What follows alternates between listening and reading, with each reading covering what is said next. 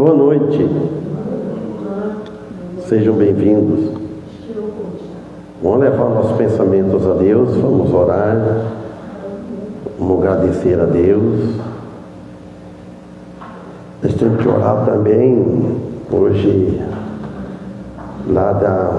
meus irmãos lá da Igreja Batista de Osasco, Igreja Independente, chama Kleber e Débora. Pedir oração por aí em favor deles. Boa noite, Macássia. E amanhã eu leio o que ele escreveu, hoje fica de oração, no momento eu vou ler o que ele escreveu, dar a entender que deu AVC, uma coisa assim. Foi na dentista, não estou lembrado direito agora, então tem que ler. E também lembrar delas, chama Kleber e Débora, irmão Kleber, irmão Débora. A igreja de Barulho conhece bastante eles, né? Lá de Osasco. Agora lá em Osasco é a igreja do pastor, como é que chama lá? Cadete, né? Então não sei, mas vamos orar. E o pastor Marcelo também está comunicando também, né? Lembrar dia de oração dos pastores, dos demais pastores, das igrejas, né? E nós aqui também, né? Que Deus nos abençoe e nos ajude a tocar a nossa vida servindo ao Senhor. Irmão Ari, também lembrar dele também. O Ed também está com o estudo para pregação lá, firme na casa dele, lá, visitante, vizinho dele estão vindo lá, estão acompanhando de casa os estudos deles lá, que faz na casa dele, lá, uma vez por sábado, uma vez por mês, primeiro sábado, não estou me lembrando. Então que Deus abençoe vocês vão estar empenhados no trabalho. Vamos orar. Amado Deus e Pai de nosso Senhor Jesus Cristo, queremos te agradecer por mais esta oportunidade que nos está concedendo. Não somente por esta, para que sabemos que tu vai dar muitas oportunidades para nós, enquanto nós estamos vivos aqui na terra, dependemos de ti, tu vais assim nos guiando nos teus caminhos, e essa oportunidade que deste nos dias de hoje. Pedimos a Ti que traga mais pessoas, mais irmãos para junto de nós. Pedimos em favor do irmão Antônio também, na saúde dele, que possa recuperar e logo estar junto conosco também. Em nome de Cristo que pedimos, em nome dele agradecemos com perdão de nossos pecados. Amém. Agora, depois que eu cheguei aqui, o irmão Toninho lá da igreja de Duartina, ele escreveu para mim que amanhã, apontou no horário, né? Amanhã ele e a esposa dele pretende estar aqui no culto aqui. Aí eu contei isso para o Antônio, esse mesmo ele está em repouso, né? Ele vai fazer força de estar aqui amanhã à noite. Ele não pode prejudicar, né, a saúde dele. Se é com os médicos dizem, até tem que ter repouso. E segunda-feira ele vai voltar ao médico. Então isso, irmãos, vamos louvar ao Senhor, cantar 2 hinos. Depois vou cantar um solo especial, se Deus permitir, o amor de Deus, que a irmãos Marina falou, pastor, por que não passa a cantar solo nos cultos? Então, estou treinando, eu vou cantar depois, se Deus me der a voz, né?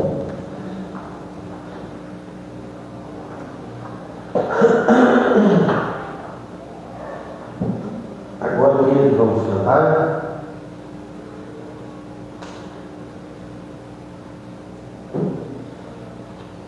Senão vou cantar o que está aberto aqui, né?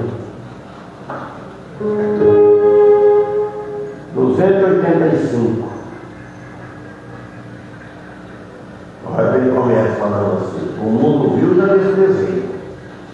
Vamos ver.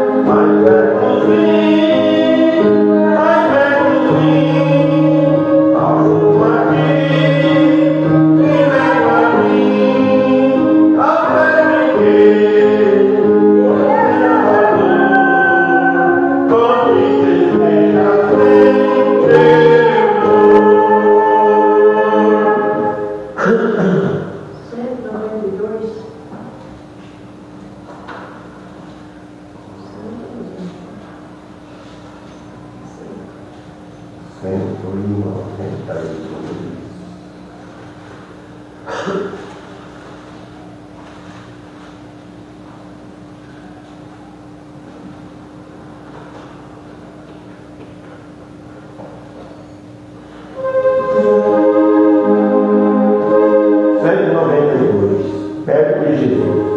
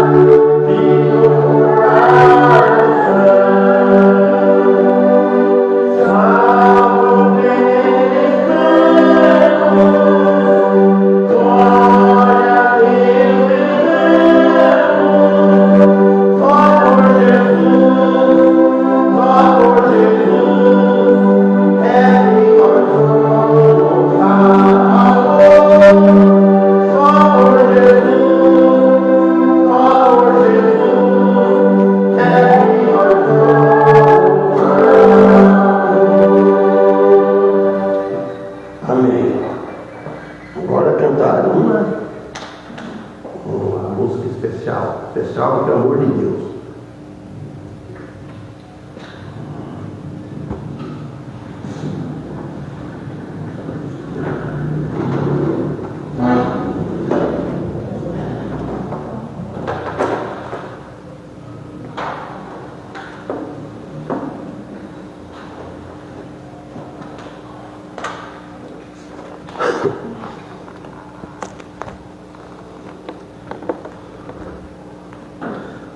A irmã Marina falou assim domingo passado: pastor, escreve num caderno aí as músicas, o solo. Falou, tenho no tablet, mas isso aqui não põe a cantar, né? Mas já que ela falou, se eu cantei domingo passado à noite, né? Foi Sem Ovelhas. E hoje vai ser o amor de Deus. Os irmãos falam no amor de Deus. Vou fazer uma introdução para ver. O amor, aqui fala, o amor de Deus é singular. Por que é singular? Porque não é plural, só tem o amor de Deus.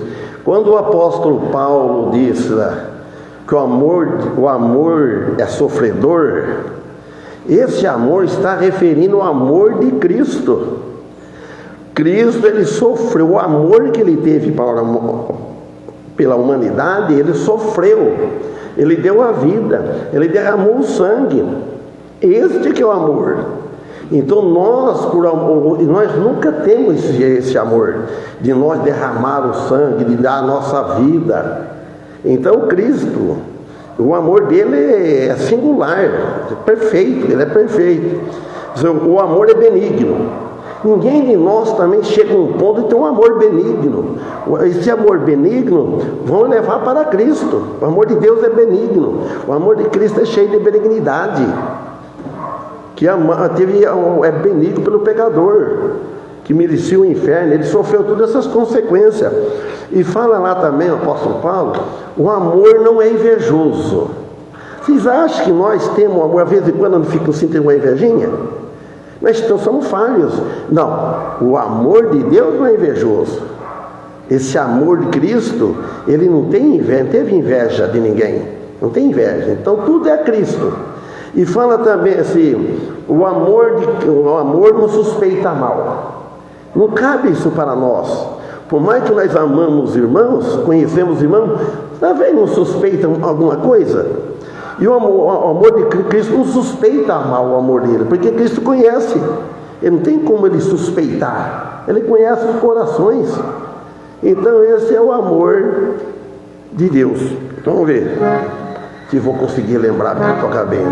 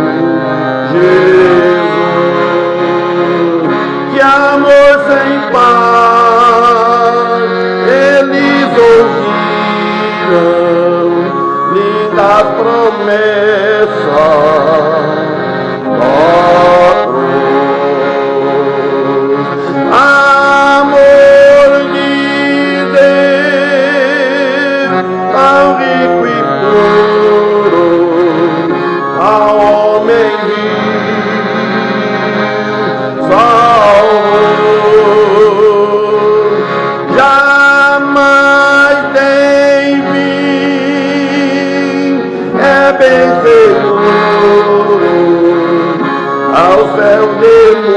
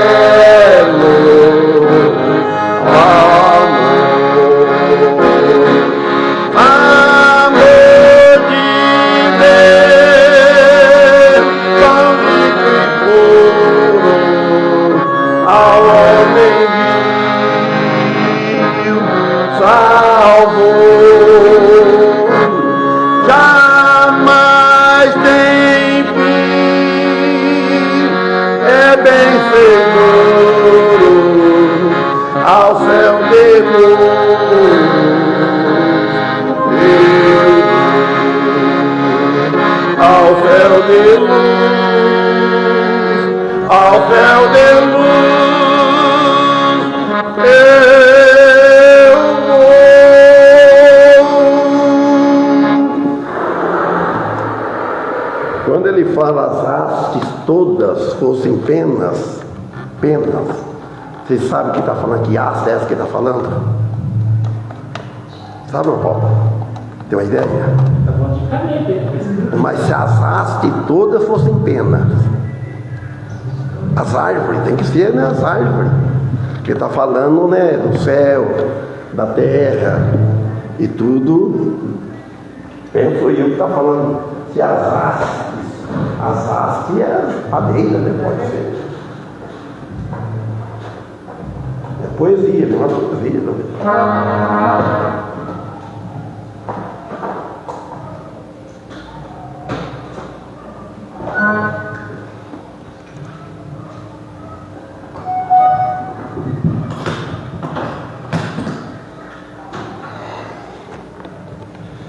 Então vamos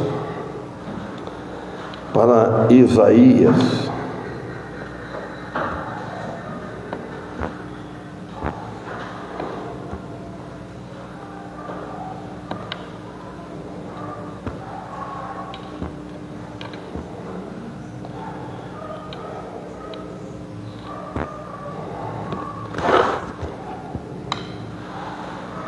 Isaías 53.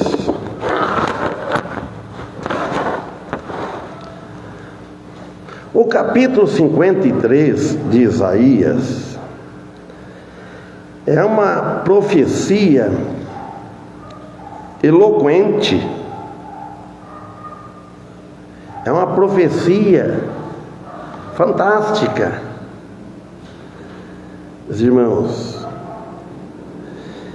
E por quê?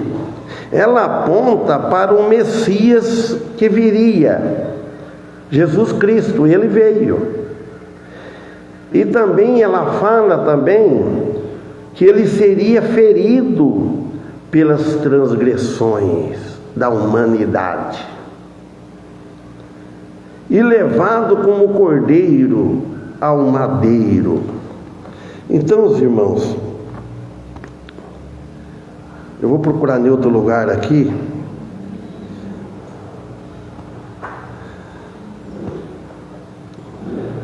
Então, e ele sofreu também fala também, ele sofreu pelo seu próprio povo, Jesus, pelas transgressões. Ele foi levado como um cordeiro mudo ao matadouro, por amor às suas almas, para salvá-los da condenação eterna. Então, tudo isso referindo a Jesus. É um dos capítulos mais proféticos do Antigo Testamento, descrevendo o sofrimento e a causa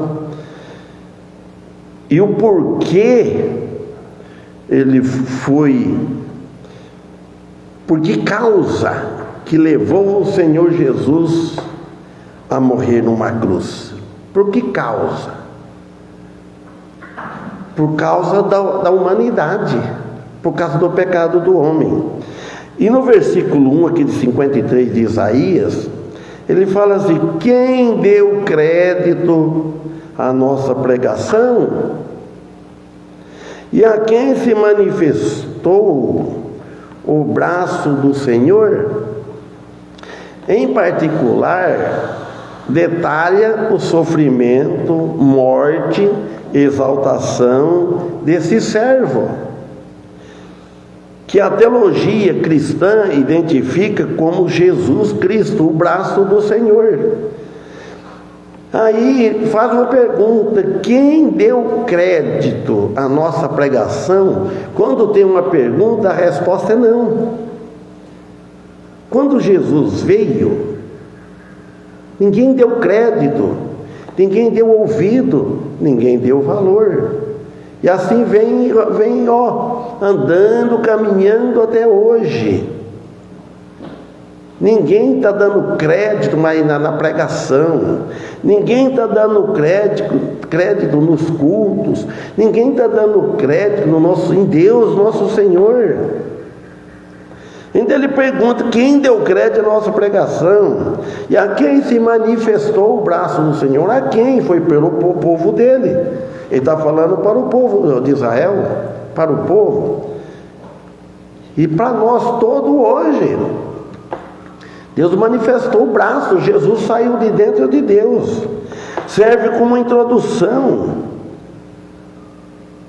à incredulidade que o servo enfrentaria. Ele veio, ele sabia. Jesus, ele sabia o que ele ia encontrar. Mas ele veio por esse fim.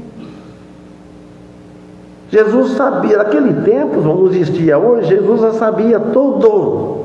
Não tem como não expressar como a onisciência de Deus. E também devemos aqui um lamento sobre a falta de fé em sua mensagem, a mensagem do Senhor. Então hoje está acontecendo isso nas igrejas, inclusive na nossa aqui.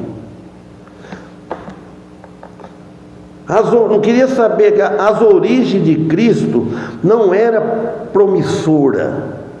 Quando Jesus veio, ele não veio com promessas. Hoje tem muitas promessas. Olha, onde tem promessa, ali está o povo. Então Isaías não prometia algo bom, falando de Jesus, ele prometendo, inspirado não, que a pessoa ia ter um bom sucesso, que as pessoas iriam ser bem-sucedidas no mundo material. Não, as pessoas, é no mundo espiritual que nós devemos procurar ser bem-sucedido, que nós devemos procurar aprender mais, ser rico para com Deus, ser rico na vida espiritual. Ser rico no amor. Não é promessa das coisas deste mundo. É o que hoje está acontecendo. que promete aquele que promete fazendo promessas, falando de sucesso, que vai ter um bom resultado na vida material. Deus abençoa, tem abençoado os cristãos, o povo. Mas só que ele não faz essa promessa e vira a ele, vai ser bem sucedido na vida material. Às vezes não. Às vezes perde tudo. Ter um bom futuro, um futuro próspero. Não. Favorável nas coisas materiais. Veja o versículo 2. Olha como é que foi a vida de Jesus. Porque foi subindo como renovo perante ele. Ele quem? Deus Pai. E como raiz de uma terra seca. Olha, ele foi subindo como renovo é uma planta nova. Ele nasceu e ele foi subindo como uma raiz numa terra seca, que a raiz vai crescendo devagarzinho, uma planta não é bem sucedida numa terra seca, só se for terra úmida. Então terra seca. Fala que eu não tinha beleza e nem formosura. E olhando nós para ele, não havia boa aparência nele para que o desejássemos. Aqui é o retrato falando de Cristo na cruz. Nós não vamos chamar que Jesus foi um homem feio, ele foi um homem igual aos outros. Ele foi um homem normal. Ele não tinha pecado. Mas não dizer aqui, ele foi ter uma vida com uma dificuldade, sempre rejeitado. Os pais fugiram com ele para não ser. Deus não permitiu que matasse ele quando era menino. Que sabia no meio daquelas crianças, tudo que estava nascendo menino, vinham lá, vamos matar tudo, vamos procurar, ver se pega ele. Mas e ele foi até o final. Então não tinha beleza nenhuma, e olhando nós para ele, para desejar ele, aparência. Não, Jesus não era uma pessoa atrativa, mas o caráter, o problema é dentro do coração. Aos olhos de Deus, Israel era como uma terra seca, e uma terra seca, ela é dura. O coração do homem é duro, continua até hoje.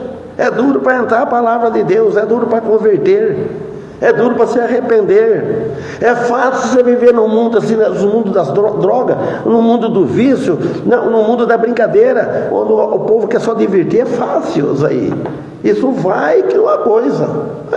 Eu vivi nisso. Quem de nós que não vivemos nessa boemia? Os pecados que tem grave, que vem droga, graças a Deus eu não me envolvi, e os companheiros que tinha naquela época não. Mas só que era uma vida boa. Você quer divertir. Mas o coração para com Deus era um religioso. Eu cria em Deus. Eu rezava o Pai Nosso, Salve Rainha, Ave Maria, todo dia nós deitar. Eu não era uma pessoa que, por causa de criado com o avô que ele ensinava, com meu avô, depois no avô de igreja. Então a gente tinha aquele respeito, aquele temor de Deus. Chegaram na Semana Santa, irmãos, nós da quinta-feira para frente, guardava uma coisa séria. Não caçava de estilingue, não falava com os colegas, os vizinhos, tudo respeitava. Chega a chamada Sexta-feira Santa, precisa de ver. Meu pai não tirava leite, os bezerros que gostavam. Porque vocês tiravam leite? Então, não ia apartar bezerro. Nada de apartar bezerro. Bezerro, olha, o que está acontecendo? No menos uma vez do ano eles tinham uns feriados. Irmãos, era assim. E depois tinha negócio de Judas. Eu gostava de sair com Judas. E não entendia nada daquilo. Então, irmãos, quer dizer que o coração do homem é duro como uma terra seca. Nós fomos assim. E graças a Deus, Deus amoleceu o nosso coração. Quando alguém pregava, então o Espírito Santo usando quem estava pregando e a gente que estava ouvindo. Tinha horas, irmão, você vai amolecendo, uma hora entrega. Então, mas Deus olhou para esse coração com misericórdia, com compaixão e com deleite, enviando sobre eles o seu Filho amado. Deus olhou para aquele povo. E nós estamos no meio. Deus sabia antes, soube. Deus é onisciente. A presciência de Deus. Isso atingiu nós também. O seu Filho amado, o Salvador do mundo, para converter os corações duros pelo pecado, um coração mole, converter de um coração duro para um coração mole, como se fosse uma terra fértil, úmida. Então teve isso conosco, os irmãos. Converter não é dar se virar tudo assim, para embora onde que estava, é dar uma meia volta. Quantos graus que fala, irmão Paulo? Não é dar tudo a volta inteira. 90, né? 90 graus. 90 graus. Então é por isso. Senão ele dá aquela volta tudo 180 e continua de novo. O que Ezequiel disse no capítulo 36, 26? Eu vou ler. Olha, a promessa de Deus é essa aqui, ó. E dar-vos-ei um coração novo, e porei dentro de vós um espírito novo, e tirarei da vossa carne e o coração de pedra, e vos darei um coração de carne. Então ele está aqui, né, tinha um coração de pedra. Ele trocou o coração, porque a carne é mole, sentido figurado. Ele fala aqui da transformação interior. É isso que é necessário para as pessoas. Religião não muda o coração de ninguém. Se ele falava asneira, vamos dizer assim, no português antigo, né? No caipira, se ele falava muitas anedotas, piadas, essas coisas, ele continua falando. A conversão no coração, ele muda o vocabulário de falar. Lá em Efésios, o apóstolo Paulo fala: não sai nenhuma palavra torpe da vossa boca. Tem que ter um freio. Para uma restauração exterior, lá fora e dentro, então uma transformação interior lá no dentro do nosso coração, coração da alma, do centro ser do homem, da mulher, para a restauração exterior, que os outros olham. Não é você crer assim e ficar calado dentro, ninguém me percebe. A pessoa tem que olhar de fora, tem que olhar, ver se essa pessoa aí é outra. Quem me conheceu, eu e vocês, naquele tempo, ele olha e vê diferença. Nem que não tenha uma diferença daquela que deveria ter, mas vê, um pouco vê. E essa restauração exterior seja completa e duradoura. Ela dura, vai durar até a morte. Deus agiu e age, quer dizer, o que Ele fez e Ele faz ainda, para mudar o coração do seu povo, possibilitando a obediência e a fidelidade. Só Deus na vida de uma pessoa. Se não tiver Deus, ter Deus como Criador, Deus está lá. Ele criou o homem. Ele criou o homem livre, com o livre arbítrio de escolha, para escolher o que quer. Nós podemos escolher o que nós queremos, que Deus deixou nós livre. Não é que Ele trouxe e pôs nós no freio, porque Ele tem poder para isso. Não vai fazer isso e não vai. Se fosse assim, ninguém morria. Senão Ele não manda em nós. Chegou a hora, vai mesmo. Então, os irmãos, isso tudo através da regeneração interior. Um processo que só Deus pode realizar. Nós, por nossa força mesmo, nós não conseguimos. Não conseguimos. O coração novo, o que ele fala? E o espírito novo representa uma mudança radical na natureza humana. Porque cada um tem uma natureza mais forte do que o outro. Tem gente que tem a natureza forte, outras natureza mais branda. Mas não é porque ele tem a natureza branda que ele vai para os céus. Ele é mais manso, mas não tem o Espírito Santo. Uma renovação também que capacita. A capacidade vem de cima, vem de Deus. Ele capacita o homem a amar e obedecer a Deus de coração, coração de alma, porque com amor. A salvação não é apenas uma questão de perdão, muito mais, mas também é uma transformação. Deus nos chamou, Ele nos chama, Ele perdoa e nos transforma. Não é que se está perdoados o pecado, Ele perdoou, mas transforma. O Espírito Santo vai transformando para melhor. O servo sofredor que carregaria os pecados da humanidade. Por isso fala, o amor é sofredor. Jesus, ele sofreu. Esse sofreu por amor à humanidade. Porque se não tivesse amor, ele não sofria. Fosse outro ser humano no lugar, não sofria. Jamais. Sofrendo o pior, injustamente, para trazer redenção. Tudo que fizeram com Jesus foi tudo injustamente, injusto, foi tudo injusto. E o justo não blasfemou, ele não suspeitou mal, ele não blasfemou, ele não reclamou,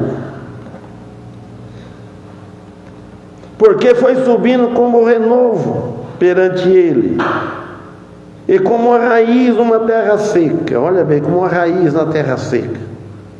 Fica triste quem mexe com lavoura, vê aquela seca, aquela planta, a raiz vem subindo amarelinha, não vai, com a dificuldade, não cresce.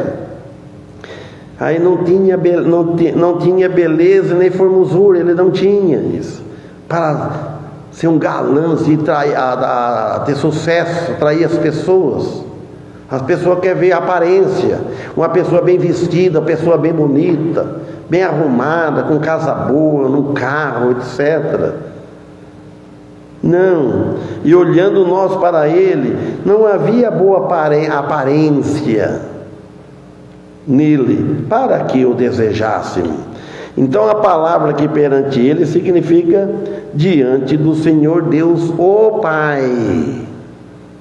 Pai de Jesus, do Filho, que é Jesus Cristo, que tinha o seu olho fixo, bem assim fixo, sobre o Filho, como um renovo de uma terra seca, um renovo, uma planta nova vinha vindo, naquela terra seca, os corações da humanidade, do homem, aquela nação, o mundo, tudo terra seca, coração duro, tudo rebelde, e nasce um Filho de Deus no meio, para trazer salvação, perdão, que chegaria a ser a raiz da qual sua igreja iria nascer e crescer. Ele que edificou a igreja, não é irmão Félix, não é pastor Esteve, na igreja é ele que edificou, ele afundou, e aí veio depois os homens, os obreiros, trabalhou em cima, ele que é o fundador da igreja. Nós estamos aqui por causa dele. O Cristo, o Messias, será um renovo fresco do tronco, de uma árvore que tinha sido destruída e derrubada. Ele era. E cortada pelo meio do tronco. As palavras não havia boa aparência nele, beleza, formosura, refere-se ao fato de que ele não tinha nada de atrativo durante a crucificação. Olhava para ele, o povo manava a cabeça assim, falando, você se desfazia, olhava assim, fala que manava a cabeça.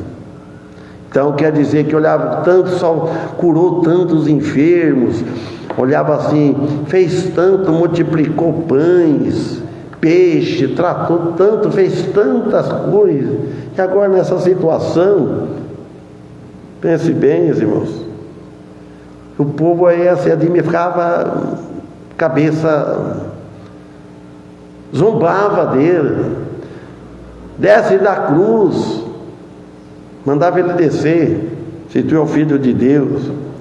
Não quer dizer que Jesus era feio, Jesus Cristo não era homem feio. Feio é o efeito do pecado, ele não tinha pecado. Fala que não era um homem que atraía, não sabe bem, não deixou foto de Jesus. Esse negócio de crucifixo, falar que Jesus é um louro, não, um louro não era. Cabeludo também. Vocês notem bem que fala cabelo longo para o homem é desonroso. E a mulher disse de cabelo longo. Deve ser, que cobre mesmo um pouco, né? Não sei cortar igual homem, está tudo. Mas não tão alheia assim, né? Mas as mulheres, as irmãs, devem ser diferentes, mostrar assim, que ela é uma crente. Olha como é que ela veste, olha como é que ela anda. Você conhece pelas aparências, a turma quer ver a aparência. Mas não pode parecer com o jeito que nós andamos como o mundo. Olha também aqui, ó.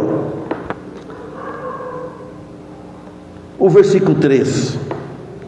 Ele, ó, era desprezado e o mais rejeitado entre os homens, homem de dores, experimentado nos sofrimentos, e como um de quem os homens escondiam o rosto, era um desprezado, e não fizemos dele caso algum. O profeta Isaías disse, não, nós estamos nesse não, porque nós pessoalmente não existia, mas para Jesus tudo existia, ele conheceu antes.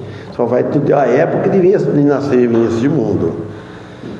Veja só também Salmos 22, versículo 6. Eu vou ler alguns versículos, ó, que o salmista lá fez o retrato de Cristo também. Falaram, ó, mas eu sou um verme e não homem, opróbrio dos homens e desprezado do povo. Salmista 22, 6.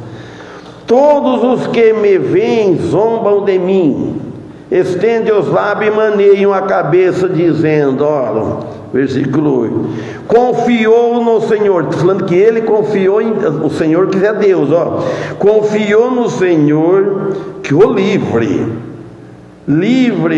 pois nele tem prazer. 9, mas tu és o que me tiraste do ventre, fizeste-me confiar, estando aos seios de minha mãe. Então a palavra verme aqui, irmão, que o salmista usou, quer dizer que ele tomou um lugar mais baixo entre os homens, a humanidade.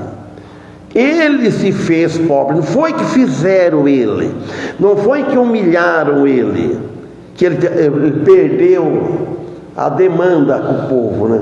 Não foi, ele se fez pobre, ele se fez pobre para enriquecer a muito, deixar enriquecer as muito, até humilhado, infâmia, envergonharam ele, mas tudo que ele partiu dele, ele não reagiu. 1 Pedro 2,24 diz assim, ó, levando ele mesmo em seu corpo os nossos pecados sobre o madeiro, para que, mortos para os pecados, pudéssemos viver para a justiça, e pelas suas feridas foste sarado. O apóstolo Pedro também disse isso. O seu parecer tão desfigurado, o Jesus lá na cruz ficou, Paulo pode preparar que já demora da ceia. O parecer de Cristo ficou tão desfigurado que afastaram dele, porque eles eram corruptos. Agora, lê Isaías 52, 14. Como pasmaram muito, 14, Isaías 52, 14. Como pasmaram muito à vista dele, pois o seu parecer estava tão desfigurado, mais do que o de outro qualquer, e a sua figura mais do que a dos outros filhos dos homens. Ele tomou todas as dores da humanidade, e levando sobre si todos os pecados dela, na cruz do Calvário. Então aqui descreve o maltratamento deles, para isto vindo, nós temos a oportunidade de encontrar salvação, irmãos. Então é isso. Vamos agora aguardar São Paulo vir para nós celebrar a ceia do Senhor.